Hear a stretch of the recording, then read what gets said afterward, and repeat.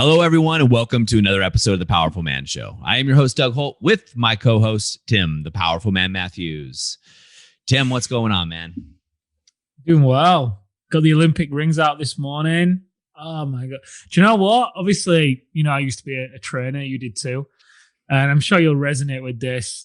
I went through a phase when I was a trainer of using the Olympic rings and kettlebells quite a lot. I was learning to like the crucifix and some other things. Never quite got fully there, but I was very consistent with it for quite a long time and I really enjoyed it. So obviously I've kitted out a home gym, as you're aware, and so I ordered the Olympic rings as well. And on them this morning for the first time, and it's so easy to think that you can pick up where you left off. And it's not like I tried to go and do a crucifix, but I just started slow. And even still starting slow with them, I'm like, oh my God, this is going to be a bit of a road back to just where I was. I enjoyed it. And I just get to remind myself, go slow. You're not where you were. Just because you got to train that type of way. Well, you just got to train that way. It's a very specific type of strength and fitness, right? Mm-hmm. So yeah, it was, I really find myself it's kind of like trying to tame a horse in some respect. You jump onto him and just do everything you used to do. And I realized, my body will probably break if I just try and do that. That's awesome. What's funny is I told Bodie this morning, my son, who's turning 4 in a month, I told him that today, so my wife's going to work out tonight. I told him, when she goes to work out, I'm going to take him in the backyard because we're going to hang up my Olympic rings over a tree branch. So he's really excited about that. I mean, he doesn't know what it means, but it sounds like a cool thing that he gets to do with his dad. So that'll be fun. Wow. So I'll be hanging mine up there. No crucifix for me, no interest. I just want to be able to do pull-ups on the rings outside and have some fun out there. Another thing that sparked me is, we were talking in the previous episodes about triggers, totems, artifacts, whatever you want to call it, that allow you to transition different roles of your life, right? And what common thing we hear from the guys, and we talked about this, is the idea that, how do you turn off, right? We have the alpha decompression, right? Mm-hmm. Work cheat sheet. So guys, if you're interested, go over to thepowerfulman.com/decompression. And you can pick that up. That's thepowerfulman.com/decompression. And that cheat sheet really helps, right? And we have a longer routine. We teach the guys in the Brotherhood and Inner Circle, our high-end mastermind groups. But Tim, I got something because here I am I got this gigantic man cave, which is essentially a basement that's above ground, which is weird, but I got windows, which is nice. But when I go up my door, I have a pattern, right? I want to change where I'm going to go in because I got young kids and my wife. So we're down here having coaching clients and consulting businesses. We're doing great. And then I want to have something that transitioned properly. So I had this made, which is an old sign. I don't know if you can see that. Guys are listening to this on a podcast. I had kind of one of those sign made in the vintage style, like the old oil can signs that says it said change priorities ahead. And so what I'm going to be doing is mounting this right by the door next to it. So before I open the handle, I'll see it. Ritual will be to hit the sign and walk in and go straight into super dad mode, right? Super nice mode. And vice versa. Coming down, I could do the same thing and then go into, what we do, right? Helping men. So super excited about this. This goes up today for the transition here and making that a ritual. I kind of feel like it's, when you guys come out of the locker, there's a sign. It's exactly what this is going to be for me. I'm going to get one. I don't think I told you this. I never actually reminded me. I totally forgot about it. I was going to get 2 for the door as I come in here. One on the coming in saying it's game time. Yep. And one going out saying it's play time. Nice. I've not ordered it yet, but I'll do that. I love it. I have one coming out that says conquer. Anyway, I just thought I'd share. But Tim, that's not what we're here to talk about today. Going through it, I just want to give the guys some reference there. And guys, if you haven't heard that, you can go back and Tim can probably tell you the episode where a couple of them where we've talked about how to make that ritual in your home going through. But today's title is Your Wife is Unfulfilled, right? And when I want to talk to you about that, I have a very unique position, gentlemen. Whereas Tim, myself, Arthur, Mark, the other coaches, we talk to hundreds of business leaders weekly, right? Really talking to them about what's going on in their world. And we've been doing it for a very, very long time. Well, I'm unique in the sense that my wife talks to their wives, right? My wife is a coach and she takes some time off to have her kids, but she coaches married women. And so I get to hear her side of the story, right? We always commonly hear the guy's side of the story, but I also, from her, get the other perspective, right? So I might pitch something to her like this is happening to one of the guys. No names. My wife and I don't exchange names. But what, she goes, well, this is probably what's occurring for her. And it's a really interesting dynamic. So your wife is unfulfilled. And this comes off the back of talking to one of the guys in the brotherhood about something that was going on in his relationship. Now, he was very adamant, right? He is a very successful businessman and he goes out and hunts, right? And he brings home the bacon, so to speak, right? They don't have any kids, right? They've chosen not to have kids. And the wife stays at home, right? And the wife takes care of the house and does things like that. And she does social functions and what have you. Now, COVID's closed down. But, they've been having a lot of fights lately, like a lot of arguments. And he's tired of it. He's like, Doug, I'm working over 40 hours a week. I haven't done that in a long time.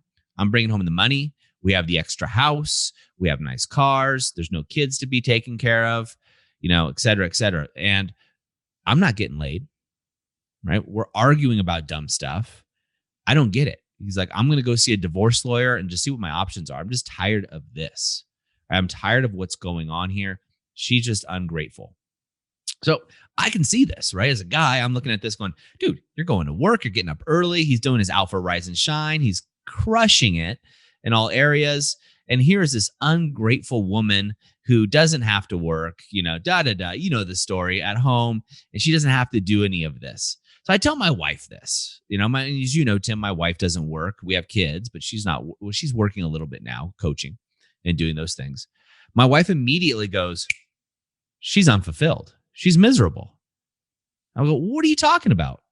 She said, any woman who's at home that long, or she said anyone, but most women who are at home that long, no kids, things like that, and they're just taking care of the house, because she has no sense of purpose and she's bored out of her mind and completely unfulfilled.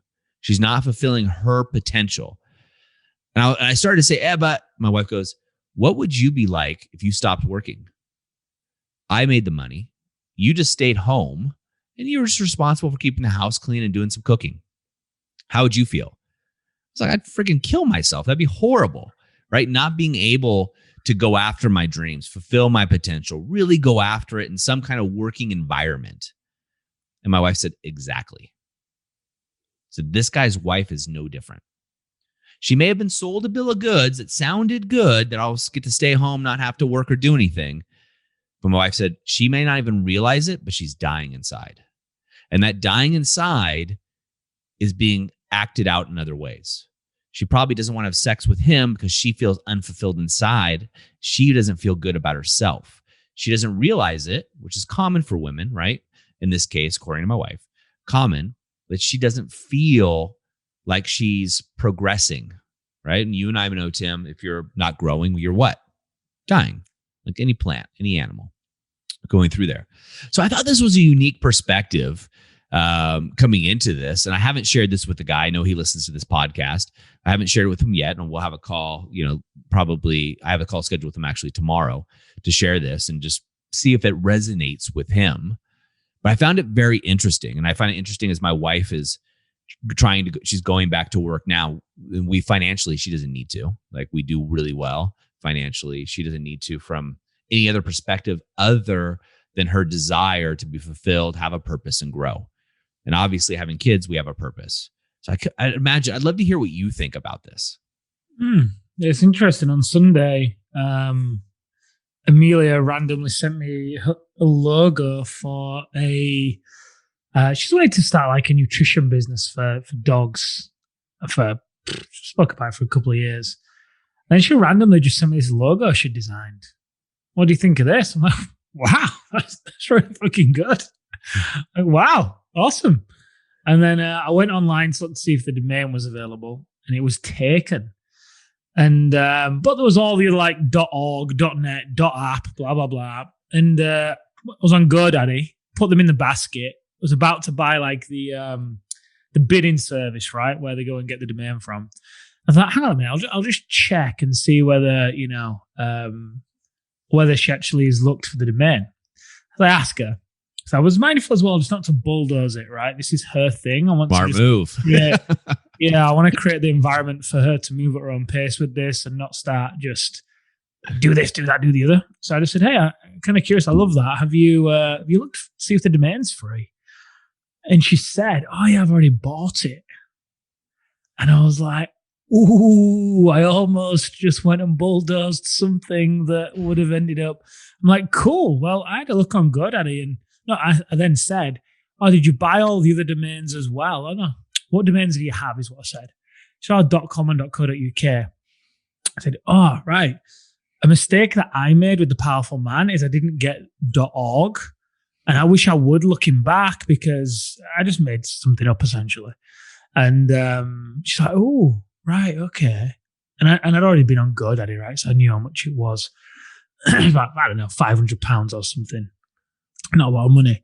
But for her, like, just going and spending stuff on her business, she felt like it was, which is fine.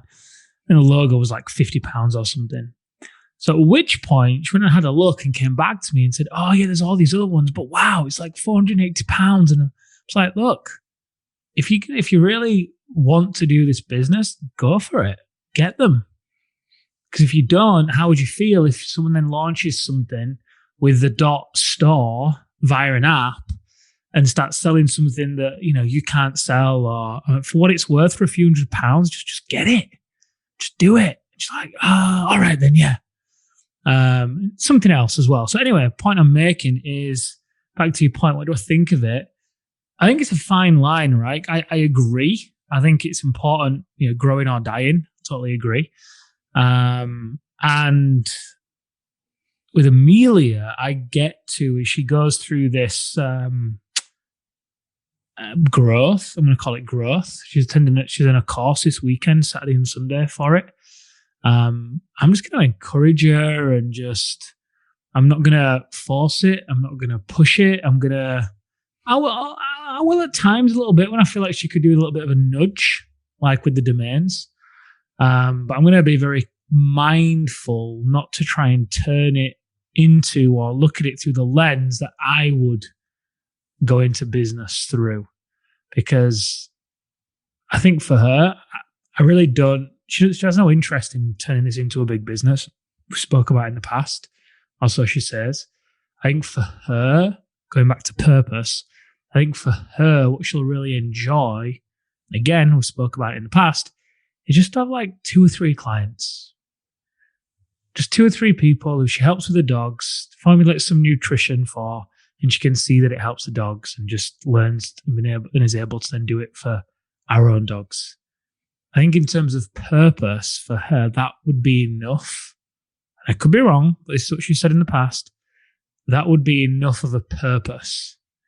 So I do think it's important, and it's very different from a purpose for a man, right? I think the purpose for men tends to be more grandiose. Could be wrong, but that's just from what I see. Yeah, there's a lot here to go through. I can certainly share, as somebody who's bought, sold, or still owns over 12 companies. I'm a serial entrepreneur. Do not get involved in your partner's business. That's what I'll tell you right here, right now. Do not buy those domains. First of all, don't buy them from that place you're going to buy them from. I can hook you up with something. You can save a lot of money. But also, my advice in that situation is just listen.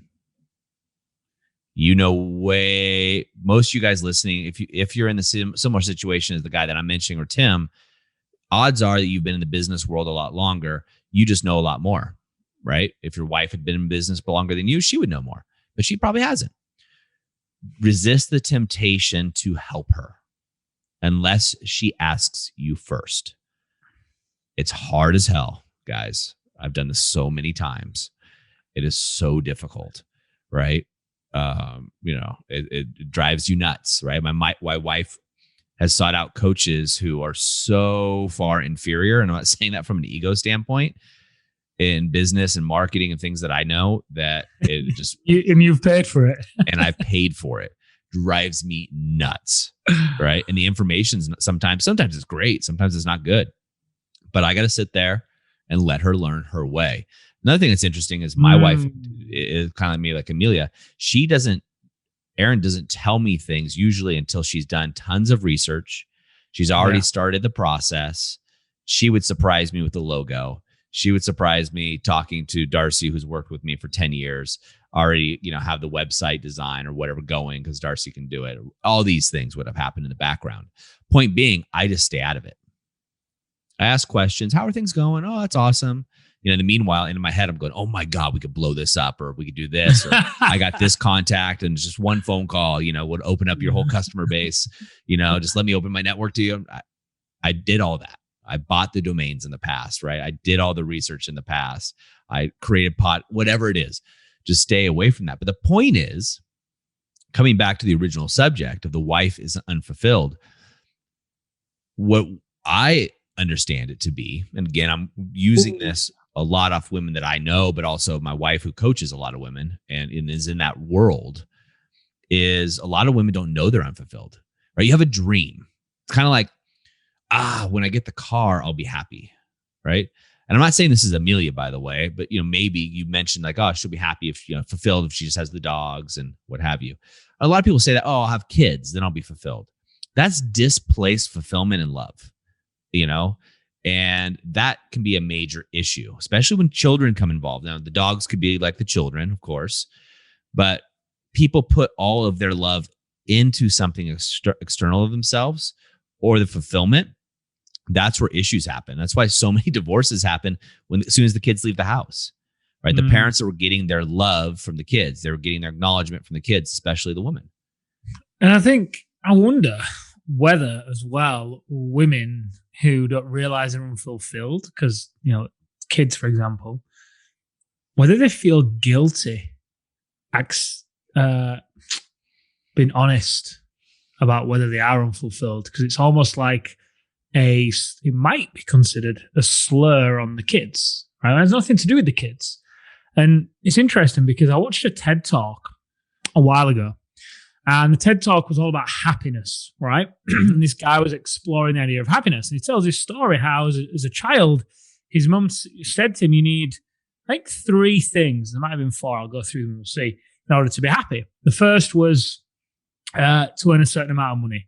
He dives into the whole study about how when you earn over a certain amount, happiness doesn't actually increase. So instead of tons of money, you actually require this thing. Then she said a safe and stable job. Dives into all of that. Then he said a marriage, dives into all that about comparing divorced people versus married people versus single people. Conclusive that marriage is happier than the other two because of companionship and that kind of stuff. Then he dives into kids, right? And what he found in this, what he references in this study, were that kids actually made women more unhappy. And the reason why they made the women unhappy is because the women felt like they had to give up who they wanted to be, and they never were able to regain it. Whereas the man, he was able to continue to strive and do his thing. Whereas the woman, there was a very not steep, rather, there was a gradual decline. But overall, kids actually made women more unhappy. And it's Amelia's biggest fear. She's like, hey, I'm not going to have kids until I know boom, boom, boom, boom, boom. I am not going to be in a position where we've got kids and I've totally lost myself. And it's the biggest fear as well. Yeah. And that's interesting. And I agree with that 100%. Right. And speaking about this guy who's upset and his wife, they don't have kids, as I mentioned. But the issue is, like, I think what I'm getting out of this, coming from an empathetic standpoint, is she feels guilty probably because you're sold this dream that you have it all. You don't have to work. You don't have to do this. You get to go shopping. You got money. And those are empty. There's no real passion or purpose there, right? And I'm sure she'll say, oh, well, I've got tons of purpose because she does philanthropy, philanthropy And she's going to events and things like that.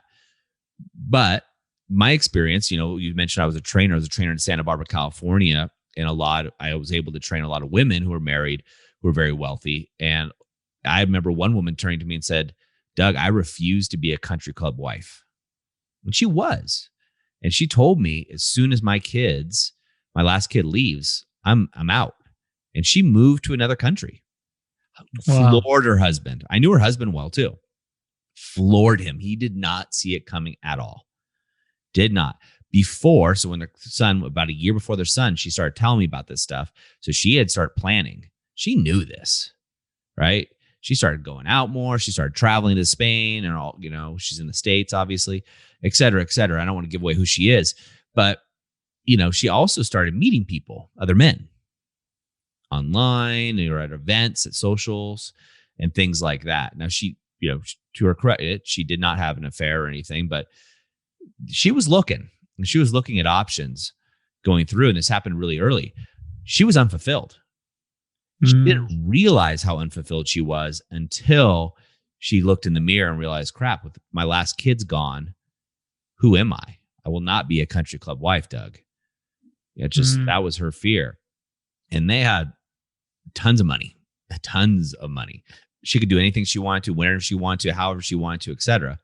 But my point being, guys, if your wife, if you're in this experience, we're going to throw out as a possibility, you're not getting the sex that you want. Maybe things aren't as good at home, but your wife has it so well, right? She doesn't have to work. She's got all these things. She can come and go as she pleases. She can do what she wants, but yet maybe she isn't doing what she really wants. Maybe she doesn't know what she really wants. Maybe there's things going on in the relationship and she thinks she's fulfilled, but maybe not. This might be something you want to look into. This could be the cause of you not getting laid. This could be a cause of some of your arguments, is that she's not on purpose and that she's not fulfilled. In taking it back to that woman who left, do you think that do you know whether she fired any warning shots before she left? Did she try and mention it? Did she bring it up? Did she, or did she just realize slowly on her own and then think, right, I'm out? So I'm thinking back on the conversations that I was having with her. As you do in my business that I was running, you get very close to people, right? And you become family with them. I think the warning shot, they eventually sat down and talked about this, right? She's planning on leaving, but she didn't really fire any warning shots. It came as a almost sudden realization to her. Sounds like the female version of like a man's midlife crisis. Yeah, it is. But it's super common for women when the kids, they call it empty nest syndrome, right? When the kids are getting ready to leave, or the kids do leave, and the two key people look at each other, the father and the mother, the husband and wife, and they're like, "Who are you?" Because they're so wrapped up in their kids' lives. Now, this is a totally different subject than we started on, but they're so wrapped up in their kids' lives that they've lost their identity as a couple. Maybe not their personal identities, but their identity as a couple. So yeah, it took this guy by complete surprise. Point being is she had a backup plan. She had a backup guy that I knew about. She had a backup. She actually bought a villa in Spain. Right now, under the guise that this was going to be the family villa, the family vacation spot for them, et cetera, et cetera. She even started or had the plans of starting a bar, so it was a gin bar, all of these things. And I would talk to her about them. But that was out of the realization for her that she was completely unfulfilled outside of the kids. Now, the guy that from the brotherhood I'm talking about, they just chose not to have kids, but his wife, I think, is going through something very similar. And she's unfulfilled, so she's not feeling sexy about herself. She's not feeling in her feminine. And so why would she want to have sex? It's like kind of like, if you feel super frumpy and fat as a guy, or you just feel like crap, you don't feel as sexy, right? It's just less likely that you're going to really desire sex. Now, you still might want it, but it's really when you feel on top of your game that you're like, fuck, let's go. And that's when you have the best passionful sex, the best that you can. And it's the same thing as a possibility for women. So if your wife is you're looking at this as a possibility, guys. You're not getting laid as much as you want to. The arguments are happening at home. Your wife starts to turn into more of a roommate with a ring, as we've said before. This is one area you want to look at. Is she fulfilled? Is she passionate? And if you love her, which I'm assuming most guys do, but if you do really truly love her, this is worthwhile having a conversation about. And you got to make sure you approach this really well. Because if you've been in the deactivated state, you got to be gentle on this one, because you probably haven't, you're not in the right role. But if you are there and you have a good relationship with your wife, good enough that you can sit down and have that conversation and try to walk in her shoes for a second. How would you feel if roles were reversed? If she was out conquering the world and doing whatever it is you do, but you were at home doing your thing. Yeah, maybe that's cool for a day, a week, a month, maybe even a year. But how about 2 years out, 3 years out? And that might give you some perspective. And that's all that I'm bringing to the table here, Tim. Yeah, I think it's a great topic. I really do. Obviously, it makes me reflect on Amelia, inevitably. She's not worked she's 31 and I don't think she's worked for like 6 years. So, it's pretty early to retire, quote unquote. So, but yeah, it'd be interesting because when we lived in Leeds, and when COVID wasn't around, we had a personal trainer 3 times a week. So that gave her accountability for working out. Moved here, restrictions, she's not working out, but to be fair to her, she's going on walks like every day. Because she loves walking around here on the coastal path, the ocean's there, the beach is there, the forest. She loves it, right? And I'm curious to know, do you like to work out with me? How about you give it a try? Or I don't know how I'll approach it. Yeah, I'll give it some thought. But it's just interesting to have the conversation. I think if I was to ask her the question outright, which I probably won't, I'm going to think about how I'm going to approach this. I think her knee-jerk reaction is, no, of course not. Obviously, because a lot of women don't know. So yeah, maybe you and I'll run some things by you when we jump off. And it'll be interesting to speak with Amelia, see what she says. Awesome. Pure coincidence the subject came up. So as we look at, and by the way, this woman I was talking to, I went to Spain. She used to work at a dog shelter she volunteered at, but and had a house on the beach that they walked on. All jesting aside. But guys, what I want you guys to do, listeners, or if you're watching this on YouTube or wherever you find us here, is put yourself in her shoes just for a little bit and ask yourself the real questions, right? Would I want to do it? So I've had a talk with my wife. Would I want to be the stay-at-home dad? Sounds cool. Hell no, right? Give up what I'm doing now to be this. No, it just wouldn't work for me. Wouldn't fulfill me. So I've sat down and talked to my wife about, is this really what you want to do and continue to do? And I have this conversation with her no less than every 6 months. Just checking in. All right. What do you want to do? We can get somebody. I can, I have the ability, luckily, with coaching that we can take time off. We have flexibility. What is it you want to do? Guys, and I encourage you to do the same thing. If anything, it opens up a conversation and get there. Don't come from a place of being needy, please. Come from a place of power. Come from a place of activation.